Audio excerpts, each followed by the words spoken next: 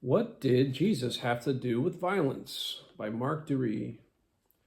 The conquest of Canaan, as described in the Bible, was a bloody one. Some cities, like Jericho, were put to the sword. Isn't it dangerous to have such material in the Bible? Might not these stories incite Christians to acts of bloodshed or even genocide against others? The answer to this question is a very emphatic no. There are a number of reasons why the conquest of Canaan and other stories of conflict in the Bible do not incite Christians into violent acts of insurrection, murder, and genocide. One is that the account of the conquest of Canaan was entirely situation specific. Yes, there is a divine instruction reported in the Bible to take the land by force and occupy it, driving out the inhabitants. Numbers 33:52. However, this was not an eternal permission to believers to wage war. It was for a specific time and place. According to the Bible, the Canaanites had come under divine judgment because of their religious practices, above all child sacrifice. Deuteronomy 18:10-12. See notes also in Genesis 15:16. The sacrificing of firstborn children by immolating them before an idol was a persistent trait of Canaanite religion. The Phoenicians were Canaanites, and as late as the 2nd century BC, the people of Carthage, a Phoenician colony, were sacrificing children to their goddess Tanit.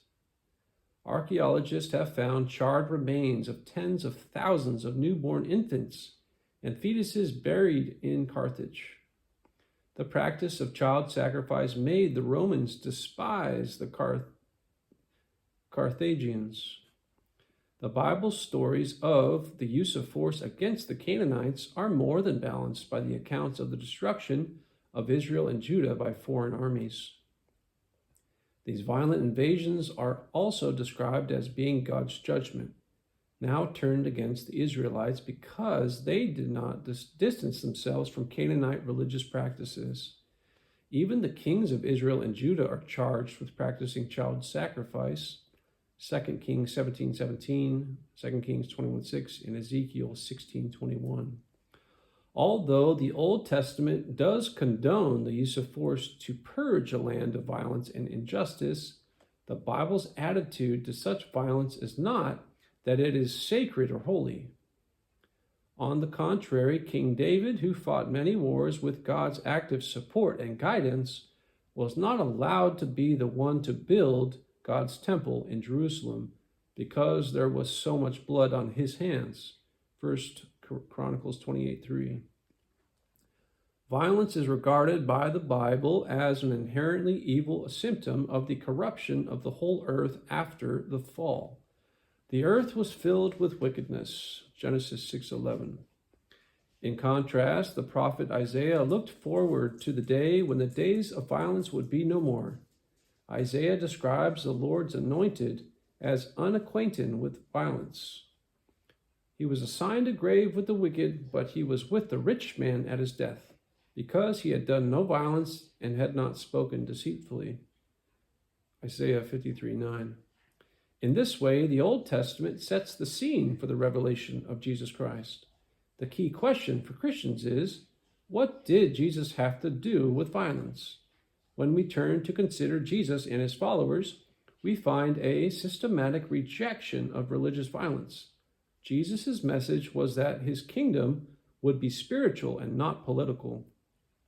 Jesus explicitly and repeatedly condemns the use of force to achieve his goals.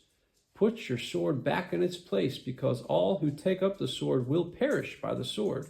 Matthew 26:52. As Jesus went to the cross, he renounced force, even at the cost of his own life. My kingdom is not of this world. If my kingdom were of this world, my servants would fight, so that I wouldn't be handed over to the Jews. But as it is, my kingdom is not from here. John 18:36. At one point, Christ said, "Don't assume that I came to bring peace on the earth. I did not come to bring peace, but a sword." Matthew 10:34.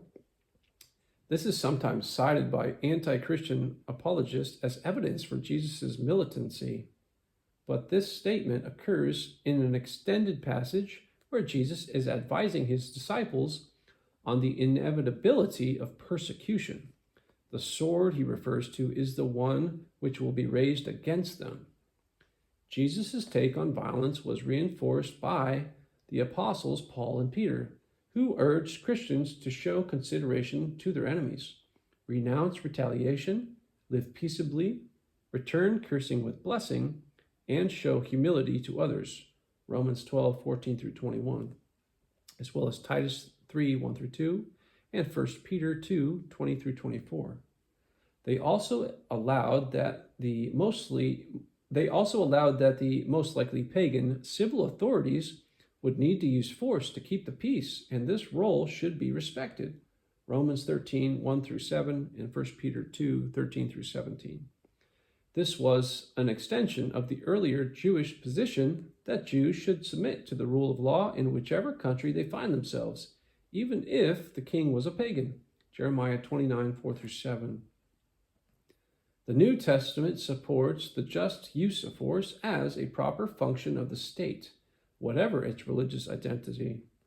Thus, it is not a specifically religious or sacred act to go to war or to use force to implement justice. It is just a matter of public duty, one aspect of the ordering of society which God has established for the common good. Fighting may be considered just, not because it is advancing anyone's faith over another, but because it is warranted and conducted according to principles of justice applicable to all people. If only Christians had maintained this New Testament position down the centuries, the world would have been a better place. The invention of Christendom in the fourth Christian century and the later influence of a centuries-long struggle against the Islamic Jihad ultimately led Christians to develop aberrant theologies that regarded warfare against non-Christians as holy, and soldiers who died fighting in such wars were regarded as martyrs. Thankfully, this view of warfare has been universally denounced in the modern era as incompatible with the gospel of Christ.